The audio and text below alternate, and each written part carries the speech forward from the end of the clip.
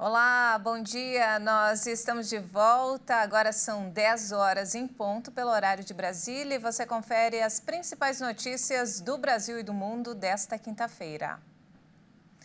O presidente Lula comanda hoje no Rio de Janeiro mais uma edição da reunião de cúpula de chefes de Estado dos países do Mercosul. Durante o encontro, o Brasil passará a presidência do grupo ao Paraguai. A mudança acontece em meio à crise entre Venezuela e Guiana e 3 dias antes da posse de Javier Milei como presidente da Argentina. O novo presidente argentino é crítico do Mercosul, mas sua equipe já declarou que apoia a conclusão do acordo comercial com a União Europeia. Lula pretende anunciar a conclusão das tratativas durante essa reunião. Em visita à Alemanha, o presidente afirmou que vai insistir no acordo do Mercosul com a União Europeia. Também está prevista para esta quinta a adesão da Bolívia ao Mercosul. E mudando de assunto, olha só, um helicóptero do Exército da Guiana com 7 pessoas a bordo desapareceu nesta quarta-feira perto da fronteira com a Venezuela. De acordo com o porta-voz do Exército, 3 tripulantes e 4 passageiros estavam a bordo. Ele não informou a identidade dos ocupantes da aeronave. Uma operação de busca e salvamento está em andamento. A aeronave perdeu contato a 45 quilômetros da fronteira entre os dois países.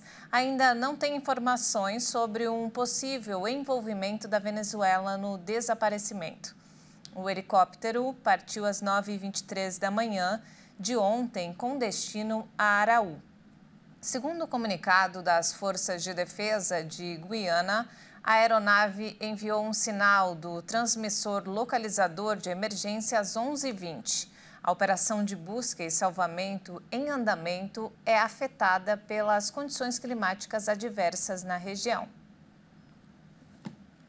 E olha só, neste fim de ano, mais brasileiros pretendem viajar, apesar de ser um período de alta temporada com preços maiores. O interesse por locais na América do Sul cresceu muito. A relativa estabilidade da economia com o aumento da geração de empregos e a diminuição da inadimplência estão contribuindo para deixar o brasileiro mais otimista. As pessoas estão planejando mais gastos, diferente do ano passado. O Ministério do Turismo e empresas especializadas em buscas de passagens na internet afirmam que as pesquisas de voos para a época de festas de fim de ano tiveram um crescimento entre 11% e 30%. Segundo o relatório de demanda e oferta da ANAC, a Agência Nacional de Aviação Civil, só em outubro quase 8 milhões de passageiros voaram pelo Brasil. Esse número se aproxima da movimentação doméstica registrada em outubro de 2019, antes da pandemia de Covid-19, e é 7,7% maior do que o registrado no mesmo mês do ano passado, quando cerca de 7 milhões de pessoas passaram pelos aeroportos do país. Um levantamento de dados feito pelo metabuscador de viagens Kayak mostrou que neste ano já há um aumento de 30% nas buscas por viagens para países da América do Sul, como Argentina e Chile. Para voos domésticos e outros destinos internacionais, o crescimento é de 11%. A plataforma avaliou o interesse do consumidor por 95 destinos e constatou aumento de buscas em 67, para o período entre o fim de dezembro e o começo de janeiro. Essa percepção está relacionada com as cidades que estão na lista das mais buscadas neste ano. As 2 primeiras são Recife e Salvador, ambas no Nordeste. E na noite de ontem, o Brasileirão de 2023 chegou ao fim e, sem dúvidas, esse vai ser considerado um dos campeonatos mais emblemáticos de todos os tempos. O Palmeiras protagonizou a maior virada da história dos pontos corridos após ver o Botafogo abrir 13 pontos de vantagem e se consagrou campeão pela 12ª vez. E justamente no Brasileirão Rei, o time de Pelé foi rebaixado pela primeira vez em sua história. O bicampeão Palmeiras foi ao Mineirão com 99,9% de chances de título, precisando apenas de um empate. E as coisas ficaram muito mais fáceis quando a revelação do campeonato, o Endrick, marcou aquele que seria o único gol do Alviverde na partida. No segundo tempo, o Cruzeiro conseguiu empatar com o Nicão e fechar o placar no tranquilo jogo do 12º título palmeirense.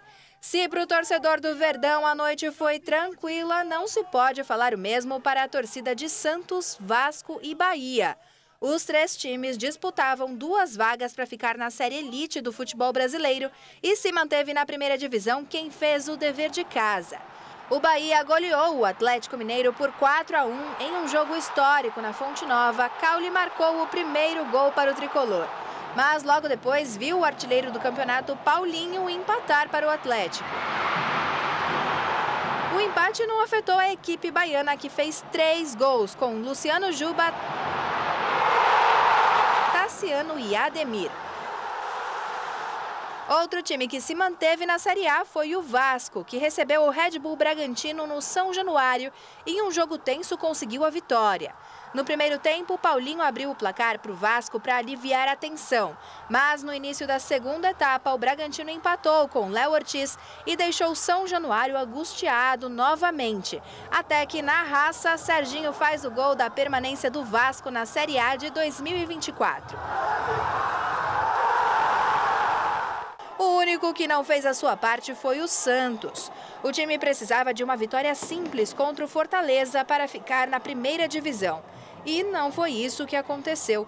No primeiro tempo, o atacante Marinho abriu o placar para o Fortaleza após a defesa do Santos se complicar no escanteio. Na segunda etapa, o Santos voltou melhor e empatou a partida com o Messias. Mas com os resultados de Bahia e Vasco, o alvinegro santista precisaria da vitória. Com isso, o nervosismo imperou na Vila Belmiro, até que no fim do jogo, em saída de bola errada, o Santos toma o gol que o rebaixa pela primeira vez em 111 anos.